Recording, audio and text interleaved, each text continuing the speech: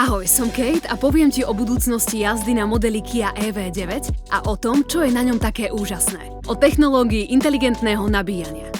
Táto technológia je dostatočne inteligentná na to, aby nabíjala vozidlo, keď nie je elektrická sieť preťažená a keď je k dispozícii energia z obnoviteľných zdrojov. Jednou z hlavných prekážok obnoviteľnej energie je, že sa vyrába len vtedy, keď fúka vietor alebo svieti slnko. Takže sa ňou často plytvá alebo nie je vždy potrebná. Ale pokiaľ ide o model Kia EV9, teraz môžeš obnoviteľnou energiou nabíjať vozidlo a lacnejšiu elektrinu zo solárnej a veternej energie z času mimo špičky môžeš uložiť do akumulátora.